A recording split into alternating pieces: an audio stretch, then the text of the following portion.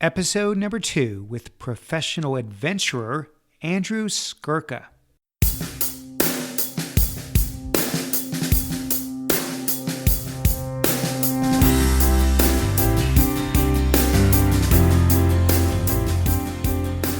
Welcome to The Art of Excellence, a show about people doing extraordinary things in their lives. I'm your host, Glenn Zweig. Thanks for joining me.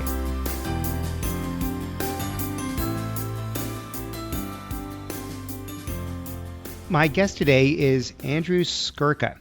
Andrew is an accomplished adventure athlete, known in particular for his solo ultra-long-distance backpacking trips. Just to name a few of the more noteworthy ones, he has trekked a 7,775-mile, 11-month sea-to-sea route, a 6,800 7-month Great Western Loop, and a 4,700-mile 6-month Alaska Yukon expedition. In total, he's traveled by foot, ski, and raft, and some combination thereof, over 30,000 miles. He's been featured in a number of prominent media outlets, including New York Times, Wall Street Journal, and NPR, just to name a few of them. He's been named Adventure of the Year both by Outside Magazine and National Geographic Adventure, and Person of the Year by Backpacker Magazine. It is my great pleasure to welcome Andrew to the show. Welcome. Thanks for having me, Glenn. This is really exciting for me as a completely amateur backpacker and adventurer, which I shouldn't even use the word in your presence. You are essentially a professional adventurer. This is a big part of what you do for your livelihood. If you go back in time, think about growing up, think about going through school. Would you ever, in your wildest dreams, have imagined that here you are, having had all these accomplishments around traveling the world? No. No. It's crazy, isn't it? No. So I grew up in southeastern Massachusetts. My mother's a teacher. My father's a commercial loan officer for a bank. And they were very conventional in what they expected of my sisters and me. And when I went off to Duke for undergrad, I thought for sure that I was going to come out of there sort of geared and prepped for Wall Street and do some consulting or investment banking and or maybe some something in finance probably, or maybe some public policy still related to the numbers side of things. So what I'm doing now is a complete departure. Let's talk about that pivotal moment. You go through school. Obviously, you must have done pretty well to get into a school like Duke, and everything's going according to plan. And all of a sudden, I think, is it your third summer between junior and senior years where you decided, heck, I've got some time, let me hike the Appalachian Trail? Well, there's actually some stuff preceding that. So my first 2 summers in college, I went out to Western North Carolina and up in the Blue Ridge and worked for a summer camp.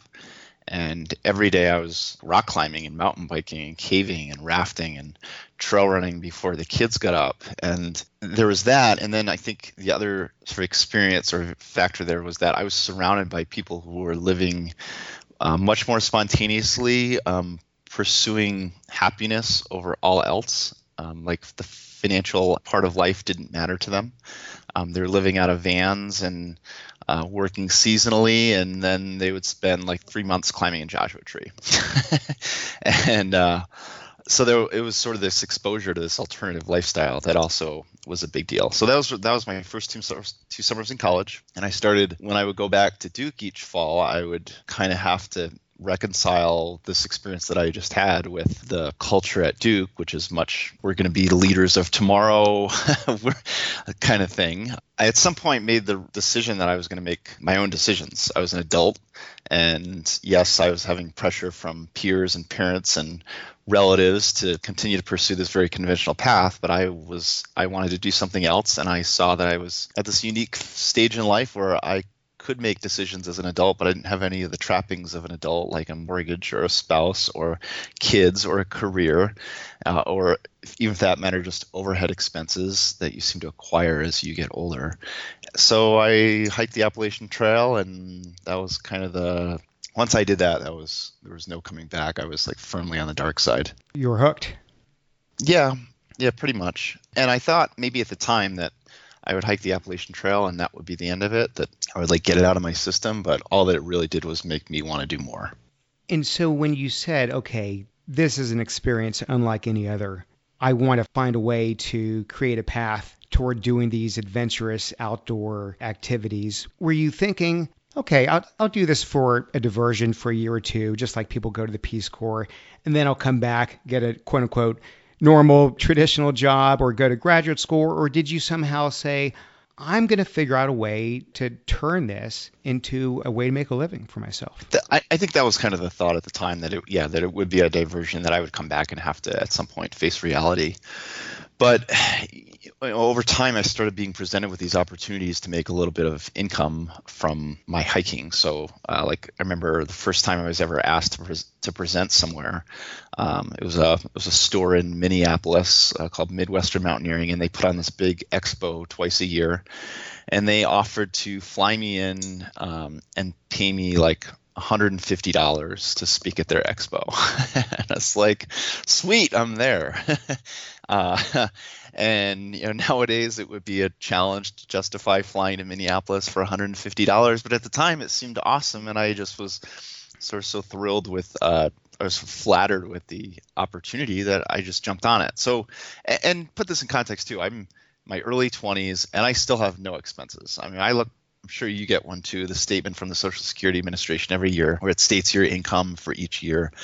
And I look back at those years of like 2000, basically after I graduated school. So 2003, 2004, 2005, 2006, all the way through 2010. And I am just like appalled at that I could survive on so little. And not only survive on so little, but I was still socking away $5,000 or $5,500 a year in my Roth IRA. It was like just a total dirtbag, just like living on nothing and making it work. And of course, the needs when you're young, single, very different. But aside from the financial risk of it all, going back to the fact that there's this pressure. You've got your friends at school getting big-time jobs, going on to elite graduate schools in various fields. You've got your parents not sending you to Duke thinking you're going to become a backpacker afterwards. So, I mean, talk about that pressure from family, from friends, from your just the whole context of how you grew up and what was around you, and how you were able to somehow turn that off. Or did you find that they were actually incredibly supportive and there wasn't the pressure? No, they weren't supportive at all.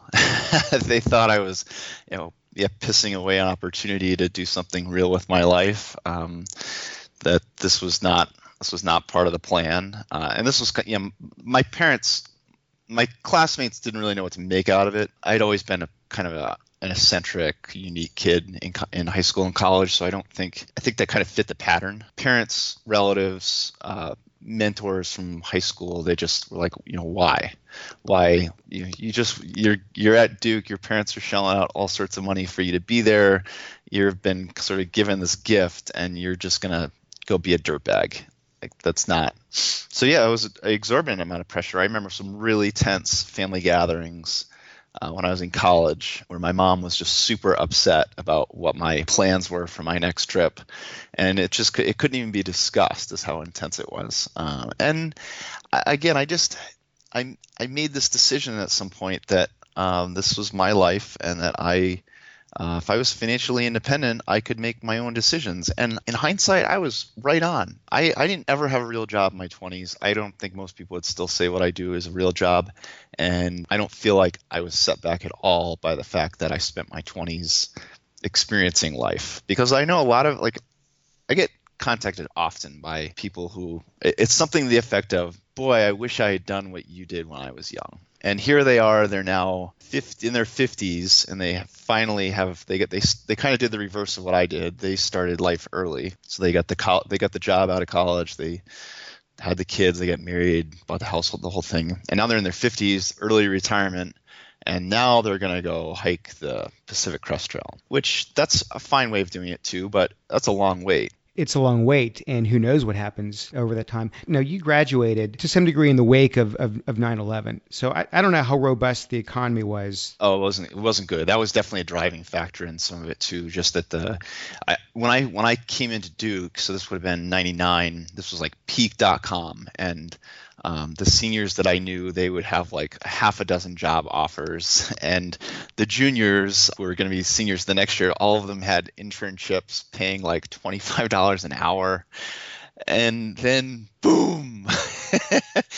And there was nothing. I mean, like when we graduated, the scene was just totally different. It was very slim pickings. So that was definitely a driver too. It's like, well, like I could, and this is not uncommon where kids or younger people, they look at when the economy goes down the tank, they look at those couple of years when it's in the tank to go back to law school or to go get their MBA or to go hike the Appalachian Trail. I mean, when I did the Appalachian Trail in 2002, there were like distinct sort of demographics of people. Like everyone kind of, not everyone, but a lot of people fit into some kind of life story. So there were the recent retirees, and they were my favorite because they were the most committed to hiking the trail. They'd been planning it for 30 years, and they had like the best trail names like Now or Never, 65 and Alive, just retired, and they were just, they were very businesslike about the whole thing. But then there was another sect or another demographic where it was a bunch of laid off tech workers who had been working their tails off through the late 90s. They got let go from whatever they were working on in 2000, 2001, and they're like, okay, well, there are no jobs for me. I'm going to go hike the Appalachian Trail. I'm sure you've heard the story of the banker goes down to a small remote fishing village in Mexico for a vacation, befriends one of the local fishermen there, and sees that the fisherman's pretty smart. Says, you're really smart. You could go to the States, go to Wall Street, and become a banker. The fisherman says, well, why would I want to become a banker? He says, well, then you can make a lot of money. He says, well, what would I ever do with the money? Well, then you could save up enough that you can retire, move to a small remote fishing village in Mexico and fish. Yeah. Yeah. You're the fisherman, and no one gets it until they're ready to lead that life. I know it's hard to answer hindsight, hypothetical questions, but let's just say that, retrenchment in the job market hadn't happened. You're graduating into the late 90s in a very robust economy, tons of jobs, whether it's Wall Street jobs, consulting jobs, tech jobs. Do you think that you might have gone that path and all of a sudden today you'd be some fat, wealthy investment banker with a bunch of money but no time to spend it all? No, I probably just would have gotten laid off 2 years later. No, if the opportunities had been there, probably, yeah, I could see decisions being different. I saw one of your interviews. You mentioned that, going back to the Appalachian Trail, you were having so much fun there, you couldn't imagine doing anything else. When you use the word, and I've heard you use the word fun, or you're really feeling alive out there. I mean, you're using the term fun in a very particular way, because clearly it's not fun like bowling fun. So what do you mean by that term? Because obviously it's something that affects you at a very visceral level. Yeah, so I think the best way to just talk about fun or sort of the experience that I seek out there. There are like 3 different types of fun, right? So there's type 1 fun, which is bowling. It's fun to do and it's fun to talk about later. And then there's type 2 fun, which is not really that fun to do at the time, but more fun to talk about later. And then type 3 fun is not fun to do and not fun to talk about later. And the types of trips I like to do, and for that matter, not even just the types of trips. I mean, when I sort of plot out my activities, I'm firmly in that type 2 fun camp. I like a little bit of pain and suffering, and I enjoy the physical and mental challenge of doing things. So I'm the way I explain my backpacking trips to a lot of people is that it's an endurance athlete's approach to backpacking, and they're like, oh, okay, got that. I mean, there's sort of that desire for that pushing of limits, digging deep, basically seeing what you're made of. Are you familiar with a term called flow? No. Flow it's essentially a word that's become synonymous with in the zone. It's being so immersed in an activity that time stands still. You lose track of yourself, you lose track of everything else in the world because you're so absorbed in the activity at hand. And it sounds like that state is what you're describing. Yeah, definitely in its ultimate form, that would be it. Yeah, I think that's a pretty difficult standard to hold for multiple months. But yes, when everything is sort of clicking really well, that's it. Gosh, there's been so many adventures and so many trips But of all of these you've done, is there one that you say was the most demanding to get done? Yeah, in terms of difficulty, without a doubt, the most difficult trip I've done to date was the Alaska trip. So it was 4,700 miles, skied about, I'm trying to remember the exact ratios. Basically ended up being like skiing about a quarter, hiking about half, and pack rafting about a quarter.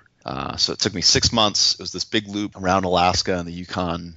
Unlike the other trips where there had been some infrastructure, like some trail infrastructure for me to follow, and probably too the existence of like guidebooks and topographic maps that I could just pull off the shelf and use. Whereas this trip, it was much more organic, where I was linking together routes that other people had done. So like this, a guy went across the Alaska range and it took him 2 weeks, and here's the route that he used. And I would link that together with maybe something of my own to get me across the next mountain range. And then I would link another trip that someone had done to get me a little further along. It was basically just this huge puzzle. And the entire time what you're trying to do, or in planning the trip, was trying to optimize the quality of travel, following basically avoiding really thick bushwhacks, trying to utilize rivers that were moving in my desired direction of travel, following ridge lines where the walking would be really good. So trying to do that. And then obviously the logistics get really difficult too, because Alaska is a pretty remote state. So the first quarter of that trip, I was able to resupply like about twice a week, which is really manageable. The middle, or the next quarter, or actually it was like a third. So like the first third, twice a week, middle third, about once a week. Then the final third was like every other week, which amounts to a lot of weight in chocolate. I've always stayed on trails. I wouldn't even know where to begin. When you're doing a route like this, and as you said, even the longest ones you've done, thousands and thousands of miles, were all various trails, linked together. And here you are for the first time going away from that, no trails, and trying to figure out how to traverse through mountain passes and rivers and what have you in a very, very harsh climate, mind you. Where do you even start with something like that? In other words, like, do you find others that have done that to get advice? Do you just sort of figure it out one step at a time? I mean, where do you even start? Like with most things, you start small. So the summer before, I was up in Alaska for, I think, like 6 weeks. And I did a series of shorter trips it ended up being one big trip, but it was again, kind of linking together routes that other people had done. So I took these itineraries that I knew would go, and did them myself. I think when you're traveling off trail, what you're really doing is it's basically this enormous pattern recognition problem. In this mind of yours, you have this database of observations about what you will likely encounter at a certain elevation, on a certain slope aspect, in a certain part of the state. So if I look at a map of Alaska, and it's not just Alaska at this point. I can look at a map of the High Sierra in California, the Wind River Range in Wyoming, anywhere in the Colorado Rockies. And I can just look at that topographic map, even if I've never been there. And I can pretty much tell you what kind of trees you're going to encounter, whether it's going to be above tree line or below tree line, where there might be water. Out in like Grand Staircase Escalante in southern Utah, I can tell you if it's going to be really sandy or if the travel will be a little bit more compact. And that's just having been to similar areas before and being able to extrapolate. Was there any kind of fear going into this day. trip that you had to overcome, whether it's the elements, getting an injury, encounters with bears? I don't know. Talk about some of the fears you might have had going into it, and how do you overcome that? So the Alaska trip was, I don't know if this is a sort of fair comparison because I don't want to belittle war, but I think that the stress wasn't that dissimilar to war. So where it's this dynamic environment, and when I woke up in the morning, I had an idea about what I was going to do, but I knew that there were these dynamic factors that could throw that plan awry. So I could get hit with a really big storm. I could come face to face with a grizzly bear. I could be pack rafting down the river and come around a corner and there's a big log jam, and I might have to go for a swim, or my pack raft might get jammed up on the logs. I could be earlier on the trip with the skiing, like the snow conditions could be, they would change from 8 o'clock in the morning to 2 o'clock in the afternoon. And it would be different if I was at 2,000 feet or 5,000 feet, and different if I was in the trees or if I was up on a exposed ridgeline. So just sort of dealing with that level of variability gets really stressful, really taxing. And I was solo, and the difficulty of traveling solo and in situations like that is that there's no ability to download your emotions and sort of look to someone else to kind of help you get a grip about yourself. So typically what would happen is I would put my game face on for however many days I needed to. I would get into the next town, and then I would call my mother and like burst into tears, finally letting some of these emotions come out because of how sort of stressful it had been for the last week or two. But there were some stretches where you weren't near people or civilization of any kind for days, if not weeks on end. So was there a backup plan if you broke your leg, if you got attacked by a bear, if you got hypothermia, something happens? Was there a way for someone to find you, or were you completely on your own? There's a limited safety net. So the longest, on the Alaska trip, I went 24 days without seeing another person or crossing a road. And that was the longest stretch, but there were still plenty of other stretches that were, where I would go like a week without crossing a road or seeing another human being. I basically never saw anyone in the backcountry. Or I guess wilderness is probably a better description there. If something did go wrong, I had a satellite phone with me where I could put in an emergency call. But it's not a get out of jail free card. I mean, there's no such thing as a fast search and rescue, and that's certainly the case in Alaska, and even more so the case in the Yukon. I mean, the Yukon actually makes Alaska look civilized. Was there any point on that trip or any other where you felt that you may not survive it? Well, there were two maybe that come to mind. The one that I get to talk about more because it's funnier is I had a very close encounter with a grizzly bear up in the Brooks Range in Alaska, and ended up kind of seeing it late. It was already charging me. I turned up square to it. I threw my trekking pole at it, yelled at it, and it was sort of so, it was sort of probably so dead set on me that when I started throwing stuff at it and yelling at it, it kind of had a freak out and it turned 90 degrees and started running away. And as it ran away, it crapped itself. And it left behind this like 30-foot long streak of berry crap on the gravel braids. And I've got this whole thing on video, not the bear charging at me, but sort of the aftermath. It's on YouTube if any of your listeners want to see it. And then, but probably so that was definitely, a moment where it was very close.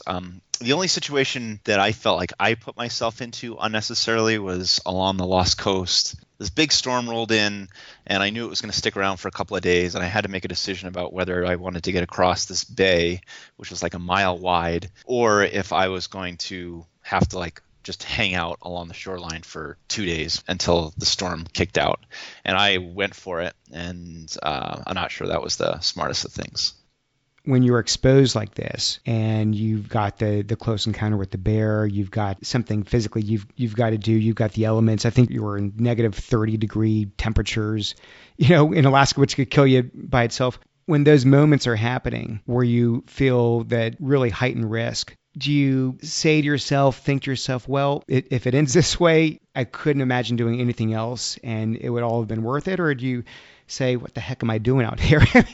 Coming face to face with a grizzly bear. I don't want to say I was okay with death, but I took those moments as inherent risk of what I was doing, and ultimately decided that that larger experience was worth it. Maybe the way to relate it is that every day millions of people get in their car and drive to work or the grocery store or to the library, and when they get in their car, they're accepting this inherent risk that something could go wrong, that they could get hit by someone, that a pedestrian could walk out in front of them when they're going 60 miles an hour and they're not able to stop in time. But there's this inherent risk that something could go wrong.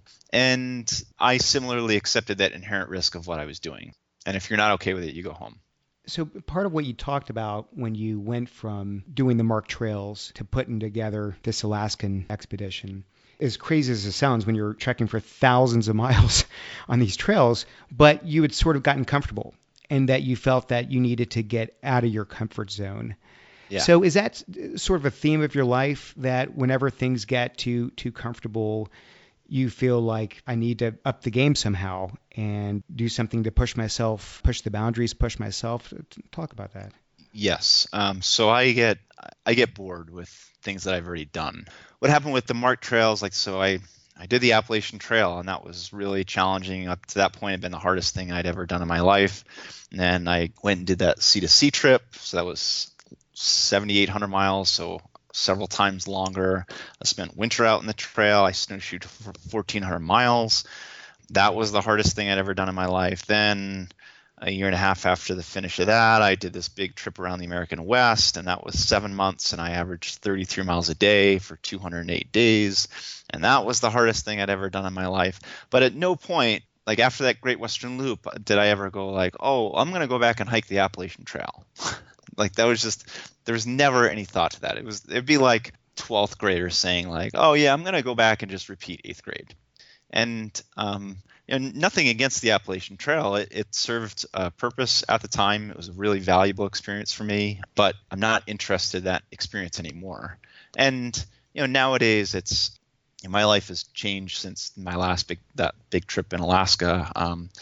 But I have continued and sort of even since that Alaska trip, I've continued to push the boundaries a little bit. So the kind of my current interests are doing, I guess, like you could describe the category as backpacking high routes.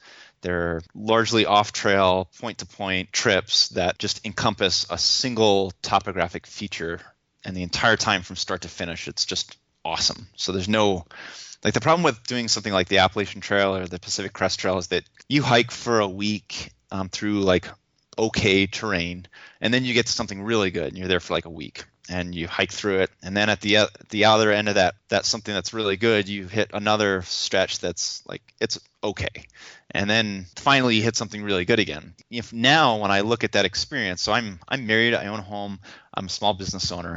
I can't afford to spend 3 months out in the trail, and maybe 2/3 of that time I'm hiking through pretty marginal stuff. So with these high routes, the idea is that I've got a week. I drive up to Wyoming, or I fly out to California, or I drive locally here in Colorado, and I do this trip that follows, say, a mountain crest or follows a watershed divide for the whole week, and it's awesome the whole time, and it's really physically challenging, and it's like as big a wilderness as we can find here in the lower 48. And then at the end of that week, I go home. So that's kind of my interest now. And the other thing that I have going on is I've really gotten into ultra running. And so I'm running like 50-mile races, 100-mile races. And that, again, is this opportunity to sort of push and explore. Whether it's these shorter, more challenging routes you're talking about, or the longer ones in past years, we've sort of talked about all of the prep work and logistical pieces you have to sew together. I want to underscore the physicality of this. I know you sort of take it for granted because you're an ultra runner and you've been a runner for a long time, but when you're doing these treks, you're covering 25, 30 miles a day, and doing so with weight on your back and doing so off not nice, even soft terrain. So talk about the physical training. Yeah, that part has always come pretty easy to me because I've been running since I've been 14 years old, and I'm not a great person if I don't run. So I get, I just kind of need that daily dose. What's your daily dose? My daily dose is 3 miles. What's your daily dose when you're sort of in training mode? This week I'm running, I'll probably hit about somewhere between 80 and 90 miles. After we get off the phone here, I got a 15-mile workout. Yesterday I was out for 12. I ran 18 miles on Saturday at 6:20 pace.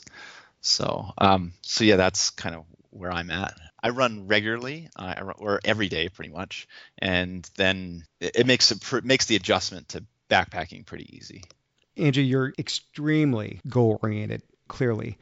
You would have never accomplished any of these things without those lofty goals. But at the same time, I heard you say that it's not so much about the destination as it is the journey. So talk about what you mean by that, and how do you reconcile both the goals and the accomplishments you've had, but also the process, the journey being what means so much to you? Right. So, I firmly believe that it is about the experience in between the start and finish. But I don't wander when I'm out there. I think when most people hear, well, it's not about the destination, it's about the journey, they think of like some, pot smoking hippie, and that's not me at all. And I don't wander. I find that when I set big goals for myself, that it's sort of this motivating excuse for the journey that ends up being so valuable at the end. But it's not that you'd be okay not reaching the destination. It's just that the experience of getting from point A to point B is as rewarding as it is from once you reach the mountaintop, so to speak. There have been plenty of trips where I have not achieved my objective, and I don't let it go easily. So there definitely is value in that. When I think about those trips that I haven't finished, like that I've had to bail out on, I feel robbed of the experience that I didn't have. Especially if I felt like it was something, if the failure was something in my own control.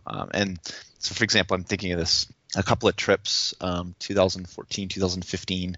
They were kind of in this high route style. And the guys that I went with, and we just didn't plan it all the way through. We didn't give ourselves enough time. We let the pressures of like needing to get back to work, needing to get back to family, we try to impose our schedule on it, instead of us just going out there and saying, we're going to work with this thing and be flexible and give ourselves plenty of time. So that way we can sort of finish up business. And as a result of us not giving ourselves enough time on a couple of these routes, we would have to bail out like halfway through, 2/3 of the way through, when it was clear that we were not going to finish. And if we continued on with our trip, that we were going to be out of food, we were going to put ourselves at risk, we were going to miss our flights. I think when I look back at those experiences, I don't get frustrated that, I didn't make it to X point on the map. It's that I only get to experience 2/3 of what I was trying to do. And the reason for my failure was my own fault, which doesn't settle well. I'm sure you've heard the cliche we all have that follow your passions and the rest will follow. The money will come later. I think for most people, when they say, but my passion is, fill in the blank, some sport or some leisure activity or what have you, and there's no way to make money from that. That's not a career. Somehow you're living proof that it can work. You found a way to turn this into a career, I assume. How did you do that? Yeah, it's evolved. If you look at your passions and you're like, well, no one makes money off of that, you might not be looking hard enough, because if you're resourceful and entrepreneurial, usually if someone's passionate about something, like there must be a good or service that someone is making to support that, right? I was sort of presented over time with these opportunities to generate some income, and it was in 2006. I remember sitting down and plotting out like a business plan. If I want to make a go at doing this like as a legitimate occupation, what it would look like.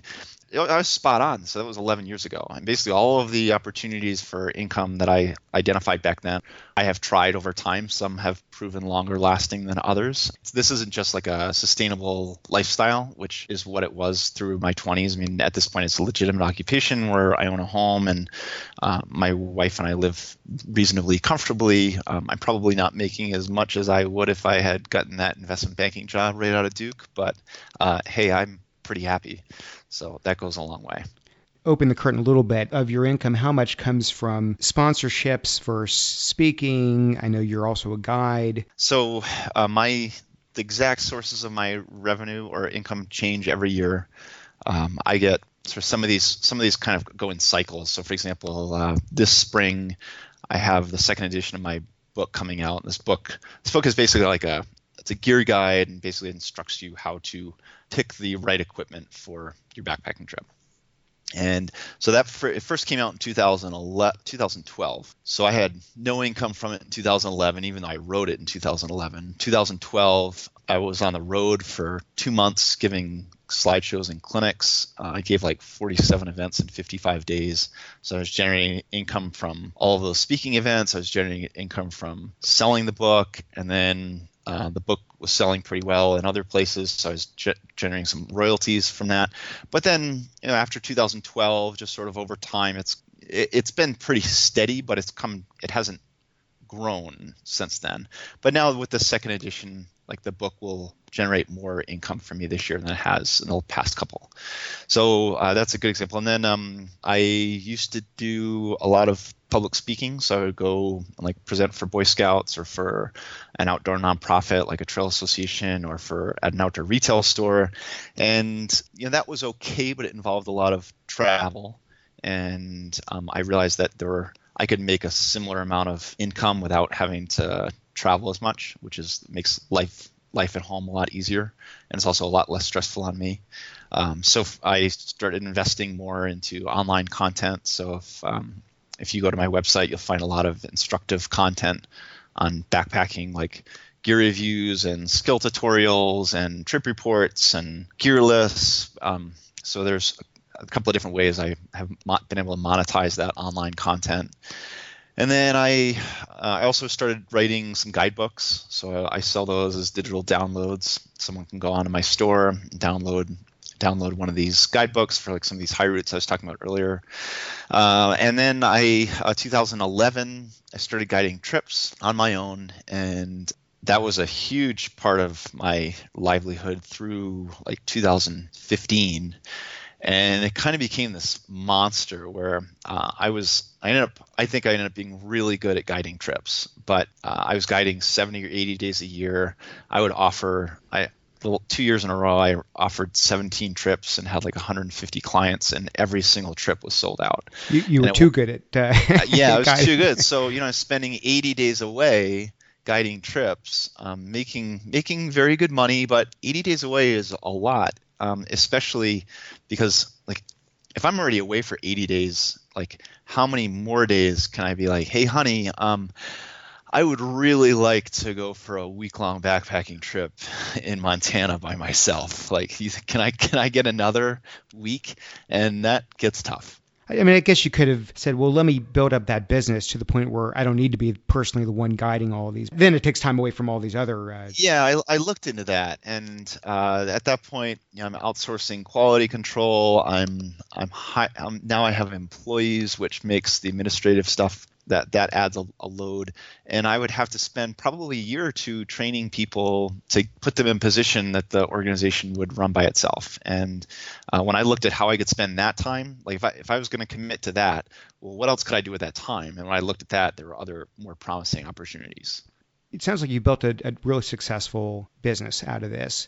What I'm curious is when you think about all of the structure, the discipline, the goal setting, everything it took with the trips, the adventures, how has that permeated into these other areas of your life, into your business? All of those big trips that I did gave me this almost unrivaled body of experience and credibility.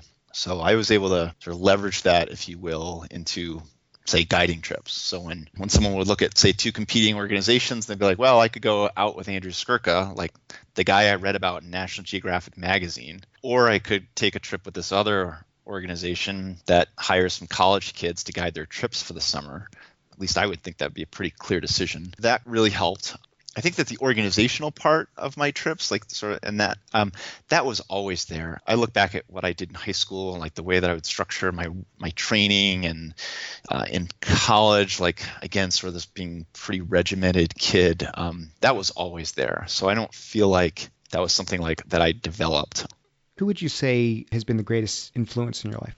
There are a number of people that have influenced me in one way or the other. Like my high school coach, obviously my parents. I've got a few mentors here in town, but I solicit advice from a lot of people and then usually cherry pick what I like and go with that. Are there famous explorers that motivated you to push the envelope? There are a couple of people at points in my life that definitely inspired me to take it up a notch. So for example, I remember when I was in college, I think I had done the Appalachian Trail already, and my sister mailed me an article about a guy that she read about in Sports Illustrated Outdoors magazine, which doesn't exist anymore. And this guy was planning on doing all of the like big long distance trails in a single calendar year. His name was Brian Robinson, and it was like, wow. I mean, this guy is planning on hiking something like 7,300 miles in 12 months. And he's running around with this tiny little backpack. Like that style just really spoke to me at the time. And then there was like before my Alaska trip, there's another guy. His name is Roman Dial. He's based out of Anchorage. And Roman he's been exploring the wilds of Alaska for decades now. He's kind of legendary up in the state. And he was hugely helpful with planning out that route and, in a few different places helping me out along the way. So for people listening that are envious of your lifestyle, and I imagine there's going to be quite a few, and they say, man, I wish I could find a way to pursue a passion like that. I'm stuck in a dead-end job I don't like. I've got the handcuffs on. I've got the mortgage and all the ins and outs of, living life in the tried and true path. What do you say to them? Well, the grass is always greener on the other side. So I agree that I've got it pretty good. I mean, my wife, she works at CU and she's got a pretty conventional Monday to Friday, 8 to 5 sort of thing. And it's a pretty big contrast of that we have. So I see it. I think anyone who looks at what they're doing and is just unhappy with it, then I think you commit to making a big move. I know lots of individuals, I don't know about lots, definitely enough people to talk about for a while who were in that position and made this big life decision to just mix it up. And sometimes some people have more flexibility than others. Like I got an email this morning from a guy who's on one of my trips, and he told me he just moved from Dallas to Montana, basically so he could fish and backpack more. And he's planning on hiking the Pacific Crest Trail in April. And he was fortunate that I don't think he was married and had any kids, so his options were he had more flexibility than some others. If you have some of those other responsibilities, then I think you need to stick to them and see them through, but do what you can within the limitations you have. You can't half-ass it. You got to be kind of all in on it. It requires some pretty drastic decisions. No half-assing. I guess we'll end on that note. I mean, no truer words. I want to point out that you mentioned the book. I assume that's The Ultimate Hiker's Gear Guide. Someone could find that on Amazon, I would assume. Correct. Yeah, it's available on Amazon. There'll be, unless they've already been purchased, be a couple copies at REI or at your local REI. It should be in all of the stores. And Barnes & Noble and that sort of thing. It's got pretty good distribution. And then AndrewSkurka.com, is that where they can find all this valuable content? That's where they can go. This has been a fascinating interview. Andrew, really appreciate your time. Thank you, Glenn. It's been good to chat. Okay. Good luck in the next journey, the next adventure. Thank you. All right. Take care. Hey, thanks for listening. I hope you enjoyed that as much as I did. You can subscribe to the show at iTunes, Stitcher, and theartofexcellence.com. I've got one small favor to ask. If you like the show, please take a minute and leave us a review on iTunes. I would really appreciate that. I'll see you next time.